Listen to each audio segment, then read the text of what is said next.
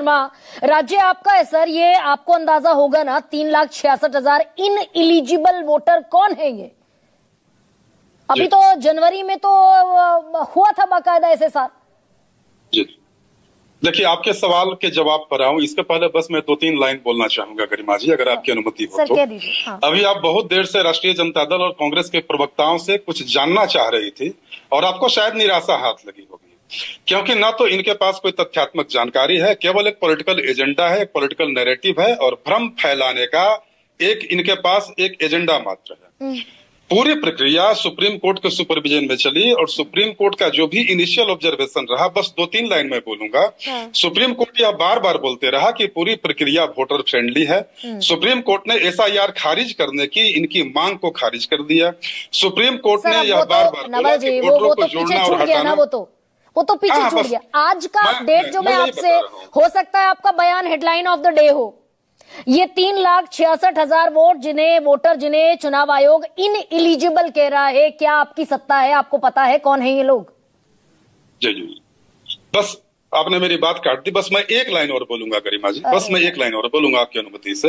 अभी राष्ट्रीय जनता दल के प्रवक्ता ने बताया कि इलेक्शन कमीशन बकवास कर रहा था।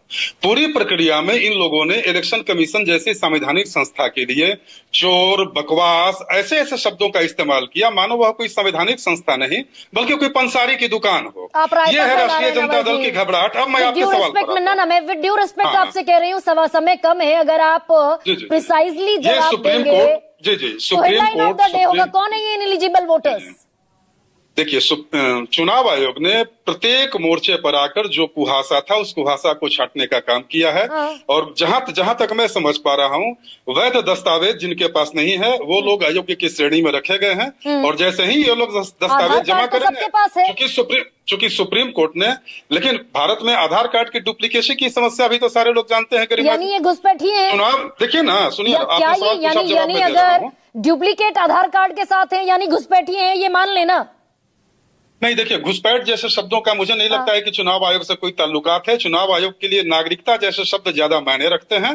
और मेरा भी यही मानना है गरिमा जी कि चुनाव आयोग ने, तो सर क्या इन्हीं 3,66,000 इनएलिजिबल वोटर्स ने लोकसभा चुनाव में वोट किया?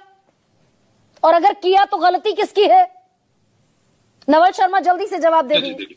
ऐसा देखिए, वोटर लिस्ट में शुद्धिकरण एक लंबी चलने वाली प्रक्रिया है और पिछले 18, 19, 20 साल की जो भी गंदगी थी उसको साफ करने का काम चल रहा है। तो इसलिए तो देखिए, बार बार त्रुटि और सुधार का समय भी दिया गया, दावा आपत्ति का समय दिया गया, ताकि जो फाइनल लिस्ट का प्रकाशन हो उसमें एक भी व्यक्ति का लोकतांत्रिक अधिकार बाधित न हो। भारत का प्रत्येक वो व्यक्ति जो भारत का नागरिक है वो वोटिंग कर सके। लोकसभा चुनाव में इन्हीं इन एलिजिबल वोटर्स ने बिहार में एनडीए और महागठबंधन को वोट दिया होगा ना? देखिए, उसके पहले भी बिहार में हर एक चुनाव के पहले बिहार में या हर एक राज्य में वोटर शुद्धिकरण की प्रक्रिया अपनाई जाती है। और एसआईआर इस मायने में विशेष है कि यह घर जाकर, डोर टू डोर जाकर संपर्क होता है और चीजें छानकर निकाली जाती है। और 3,66,000। नवल शर्मा, सतीश जी मुझे 10 सेकंड में जवाब दीजिए, सिर्फ 10 सेकंड में। यानी बिहार में घुसपैठिए वोट देते रहे और पता नहीं कितने चुनाव में दिया होगा, फिर तो यही समझ में आता है। सतीश कैसे? वो शायद है नहीं अभी तस्वीर में। तो दरअसल गुत्थी सुलझने के बजाय